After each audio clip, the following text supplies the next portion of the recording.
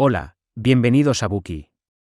Hoy vamos a presentar el libro, Cerebro de Pan, la devastadora verdad sobre los efectos del trigo, el azúcar y los carbohidratos. En 2011, un estudio realizado por Harris Interactive para la Fundación MedLife mostró que el 31% de las personas temen más a la demencia que a la muerte o al cáncer. Uno de los trastornos cerebrales más temidos es la enfermedad de Alzheimer, que deja a las personas incapaces de pensar, razonar y recordar. Muchos creen que esta enfermedad, así como otros trastornos cerebrales degenerativos, están predeterminados genéticamente y son inevitables con la edad. La verdad, sin embargo, es que el destino de tu cerebro no está en tus genes. Los culpables de estos trastornos cerebrales son los alimentos que se consumen a diario, y son los cereales modernos los que están destruyendo silenciosamente la mente de las personas. Esta es la razón de ser del título de este libro. Los cereales modernos incluyen no solo las harinas blancas refinadas, las pastas y el arroz, que han sido demonizados por los defensores de la antiobesidad, sino también muchos otros alimentos que son ampliamente percibidos como saludables, como el trigo integral, el grano integral, los multicereales, etc. Nuestras dietas actuales son predominantemente bajas en grasas y altas en carbohidratos, y estos alimentos, incluidos los cereales y otros carbohidratos perjudiciales, son la causa fundamental de muchas enfermedades relacionadas con el cerebro, como los dolores de cabeza crónicos, el insomnio, la ansiedad, la depresión, la epilepsia, los trastornos del movimiento, la esquizofrenia, el trastorno por déficit de atención e hiperactividad, TDA, y los problemas de olvido en las personas mayores. Además, estos alimentos aceleran el proceso de envejecimiento del organismo. Este libro da a conocer el impacto directo y profundo que tienen los cereales en nuestra salud física y cerebral. Además, los autores ofrecen un completo plan de acción para cambiar nuestros hábitos de vida, incluyendo la alimentación, el ejercicio y el sueño. Estos cambios sirven para mantener nuestro cerebro sano, atento y con energía.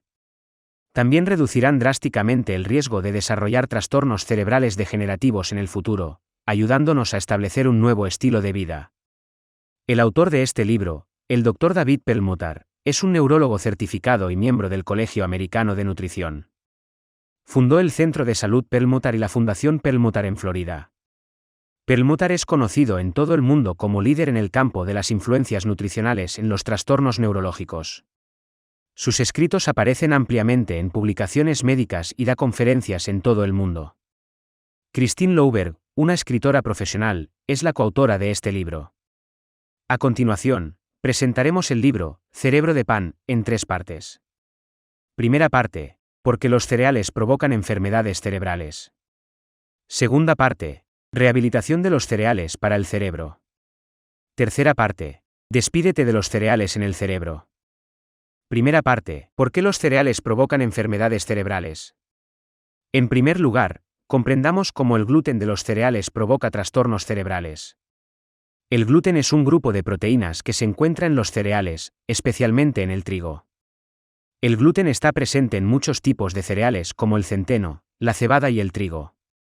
Al actuar como material adhesivo, el gluten une la harina de los cereales. El gluten es la razón por la que la mayoría de los productos de pan blando y masticable de hoy en día tienen un aspecto gomoso. Además, desempeña un papel fundamental en el proceso de fermentación. Sin él, nuestro pan no fermenta adecuadamente. Debido a su efecto estabilizador, el gluten también se utiliza a menudo como aditivo en la elaboración de alimentos. Así, se encuentra en alimentos como el helado, el queso, la margarina, las salsas, etc. Entonces, ¿cuál es la relación entre el gluten y los trastornos cerebrales? Los investigadores han descubierto que la causa fundamental de las enfermedades degenerativas, incluida la disfunción cerebral, es la inflamación. La inflamación se desencadena cuando el sistema inmunitario reacciona a una sustancia en el cuerpo. La respuesta natural de nuestro cuerpo a ciertos tipos de estrés es crear hinchazón y dolor, tal como el enrojecimiento de la piel que se genera después de una picadura de insecto o un tobillo hinchado después de un esguince. Todos estos son signos de inflamación. La inflamación no es una respuesta corporal totalmente negativa, también indica que el cuerpo está tratando de protegerse de sustancias potencialmente dañinas. Sin embargo, cuando nuestro cuerpo es atacado constantemente por agentes irritantes, y la respuesta de inflamación persiste, se producen una variedad de químicos que son tóxicos para nuestras células.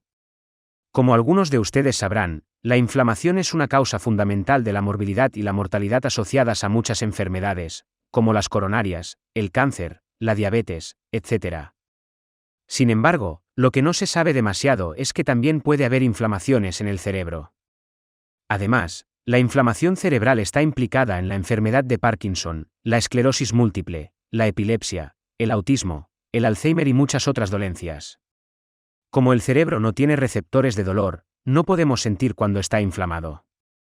El gluten es uno de los principales agentes irritantes en la vía inflamatoria que conduce al cerebro.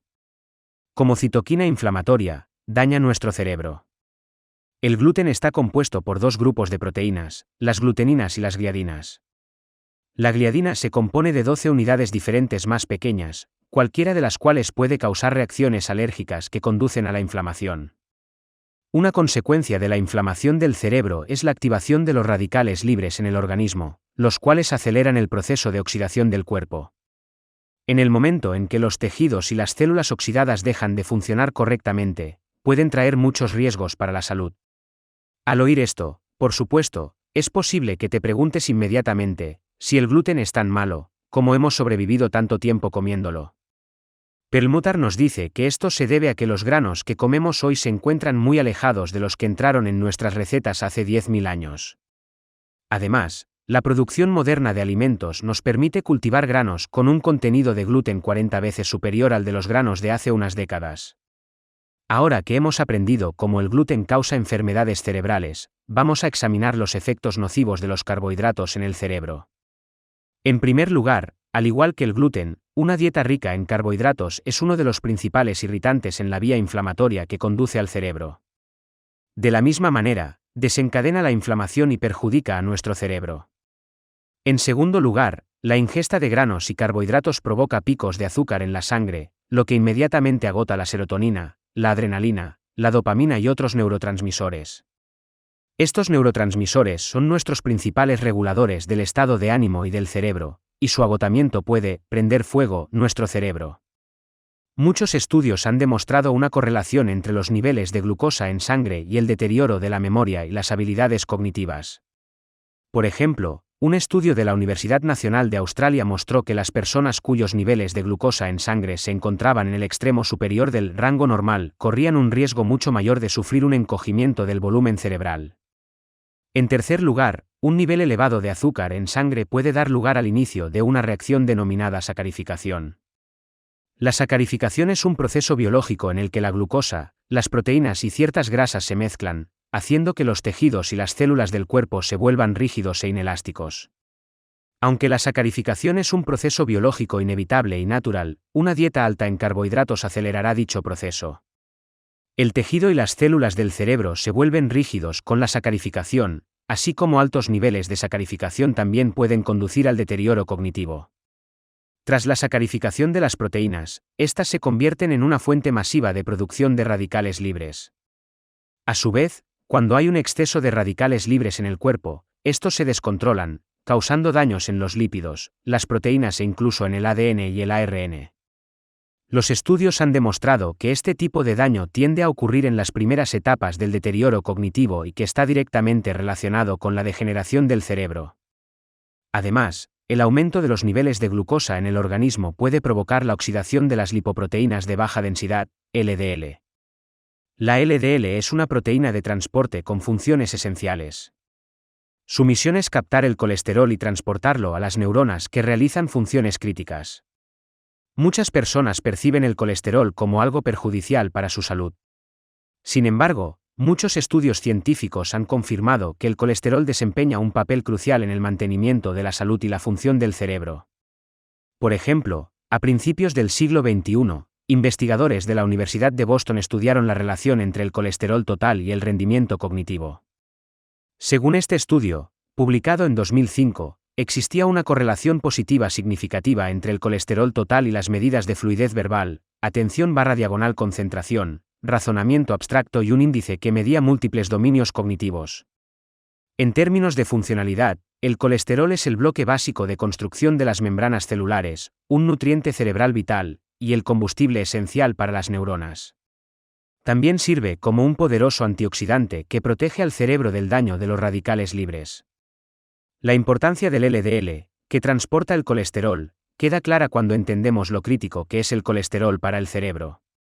Sin embargo, como hemos mencionado anteriormente, los niveles elevados de glucosa en el cuerpo conducen a la oxidación de las LDL, lo que compromete su capacidad para transportar el colesterol al cerebro, conduciendo a una disfunción cerebral.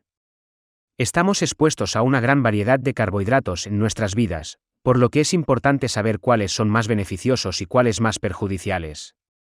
El libro señala que los alimentos elaborados con harina refinada, como el pan, los cereales y la pasta, los almidones, como el arroz, las patatas y el maíz, y los hidratos de carbono líquidos, como los refrescos, la cerveza y los zumos de frutas, son todos alimentos que pueden ser más perjudiciales para el cerebro, ya que desencadenan el mayor aumento de azúcar en sangre.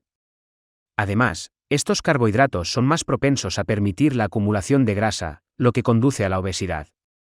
En cambio, los carbohidratos de las verduras de hoja verde, como el brócoli y las espinacas, están mezclados con fibra no digerible. Así, su descomposición es más lenta, lo que hace que la glucosa se libere en el torrente sanguíneo de forma lenta e incremental. Al igual que muchas verduras, el agua y la fibra de las frutas también diluyen el efecto del azúcar en sangre. Hemos aprendido cómo el gluten causa trastornos cerebrales, así también como los efectos adversos de los carbohidratos en el cerebro. Ahora, pasemos a comprender cómo el impacto nocivo del gluten y los carbohidratos en el cerebro está relacionado con los trastornos conductuales y psicológicos.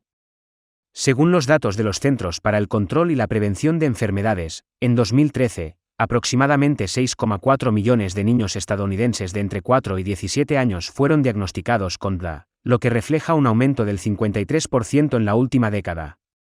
Otra serie de datos afirmaba que entre los menores de 19 años, el uso de ansiolíticos aumentó un 45% en las chicas y un 37% en los chicos en la década comprendida entre 2001 y 2010.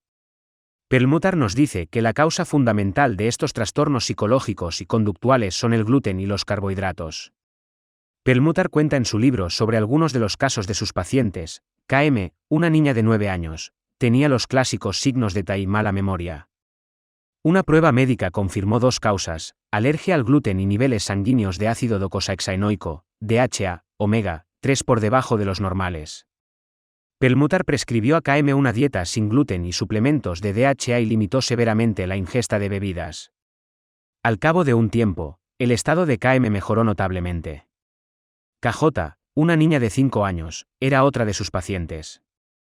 A ella se le había diagnosticado el síndrome de Tourette, un tipo de trastorno del espectro de tics caracterizado por movimientos repentinos, repetitivos y no rítmicos, tics motores, y expresiones verbales que involucran grupos musculares discretos. Se desconoce la causa exacta de esta anomalía neurológica. Aún así, Perlmutter descubrió en el historial médico de KJ que uno de sus síntomas antes de la aparición de la enfermedad era la diarrea, síntoma que había continuado. Por ello, Perlmutter le hizo una prueba de sensibilidad al gluten y confirmó que tenía esa alergia. Tras someterla a una dieta sin gluten durante algún tiempo, los síntomas de KJ se aliviaron en gran medida. También existe una relación entre el gluten y el autismo. Aunque el autismo es ahora un trastorno infantil común, no hay tratamientos ampliamente aplicables ni cura. Según Perlmutter, enfermedades como el autismo, la esquizofrenia y el trastorno bipolar comparten una característica subyacente que hemos mencionado antes: la inflamación. Además, parte de esta inflamación podría ser simplemente el resultado de malas elecciones dietéticas que causan alergias. Aunque este punto sigue siendo discutible, algunas personas con autismo han experimentado un alivio de los síntomas tras eliminar el gluten, el azúcar y los productos lácteos de su dieta. En un caso especialmente notable, se descubrió que un niño diagnosticado de autismo grave también padecía la enfermedad celíaca, una forma extrema de alergia al gluten, que le impedía absorber los nutrientes. Sus síntomas disminuyeron cuando adoptó una dieta sin gluten. Además, existe una relación entre el gluten y la depresión. En 2007 se llevó a cabo un amplio estudio en Suecia para explorar el riesgo de depresión en pacientes celíacos y el riesgo de enfermedad celíaca en pacientes deprimidos. Los resultados mostraron que los pacientes celíacos tenían un 80% más de riesgo de depresión. La enfermedad celíaca es una forma extrema de alergia al gluten que daña el intestino delgado, y está acompañada de diarrea y dolor abdominal. Entonces, ¿cómo se relaciona la depresión con un intestino dañado? Cuando el revestimiento intestinal está dañado por la enfermedad celíaca, los intestinos serán menos efectivos para absorber los nutrientes esenciales que necesita el cerebro. Además, la gran mayoría de las hormonas del bienestar se producen alrededor de los intestinos. De ahí que los científicos llamen a estos órganos el segundo cerebro. Perlmutter también revela en su libro cómo es la relación entre los trastornos psicológicos, como la esquizofrenia y el trastorno bipolar, y la alergia al gluten. Las personas que sufren este tipo de enfermedades mentales también suelen presentar sensibilidad al gluten. Además, muchos estudios han demostrado una mejora significativa en estos pacientes tras adoptar una dieta baja en carbohidratos y alta en grasas. Con esto concluye el contenido de la primera parte. Hagamos una recapitulación. Hemos aprendido cómo es que el gluten de los cereales provoca trastornos cerebrales. La causa fundamental de las enfermedades degenerativas, incluyendo a la disfunción cerebral, es la inflamación, y el gluten es el agente irritante más importante en la vía inflamatoria que conduce al cerebro. Como citoquina inflamatoria, daña nuestro cerebro. Además, dado que la fabricación moderna de alimentos nos permite cultivar cereales con un contenido de gluten 40 veces superior al de hace unas décadas, el gluten está causando un daño más importante en la era actual. También aprendimos sobre los efectos nocivos de los carbohidratos en el cerebro. En primer lugar, al igual que el gluten, una dieta alta en carbohidratos es el irritante más importante en la vía inflamatoria que conduce al cerebro, y por lo tanto desencadena su inflamación.